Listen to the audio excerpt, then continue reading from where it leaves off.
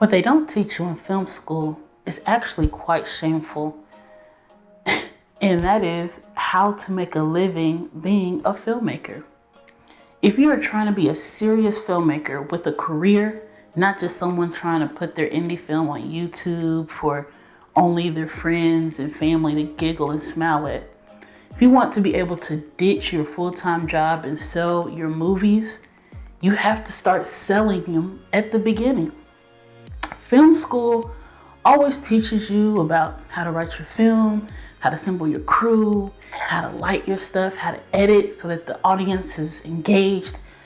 But it rarely educates you on the business side of filmmaking.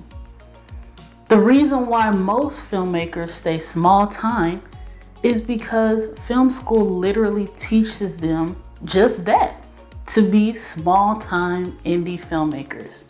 So small time that you have to get a full-time job doing something else just so you can support that drug habit of filming shorts on the weekend.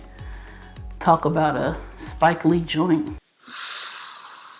I remember when I was in film school getting my bachelor's, and I finally took a producing class, and I was thinking, yes, finally I'm gonna learn about how to raise money and make money off of my film. But in the end, all the professor did was read us direct quotes from the Lit Wack producing book. That was the closest we ever got to talking about the business aspect of filmmaking. All we knew as students was that we loved film and it took a ton of money to make one. What film school needs to start teaching filmmakers, especially those starting off, is how to guarantee that their film makes it from script to screen and eventually seen by massive audiences. This is essentially flipping the diagram of how films are made on its head. This is essentially called resource filmmaking.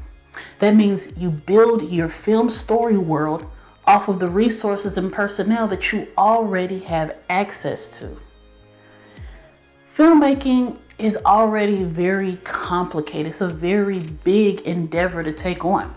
But when you strip it down to its fundamentals, all it really requires are three things: locations, equipment, and people. When you focus on these elements, it becomes less stressful to manage a film. It's really mind-boggling that film school often teaches filmmakers to do distribution at the very end of making their film. What is the point of making a film if you don't have a plan on how to get people to see your film?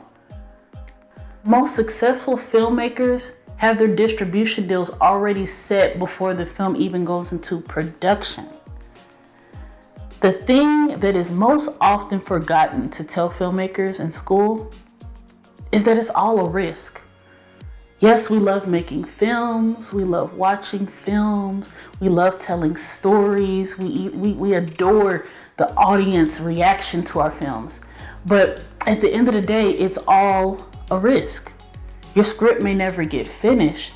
That A-list actor you thought was gonna be on board may not sign on to the project. Your locations may fall through.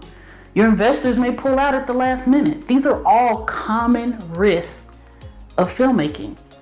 But yet, film school teaches you the most risky way to go about making a film. But you can significantly minimize your risk if you just completely flip the order in which film school traditionally teaches us how to make films.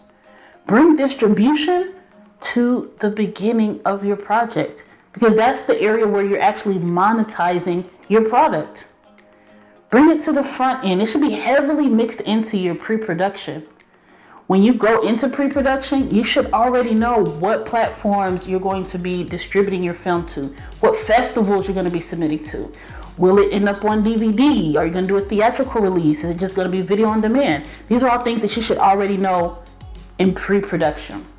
So the moral of the story is, you have to see filmmaking from the business point of view. Doing this will actually cause you to risk being successful.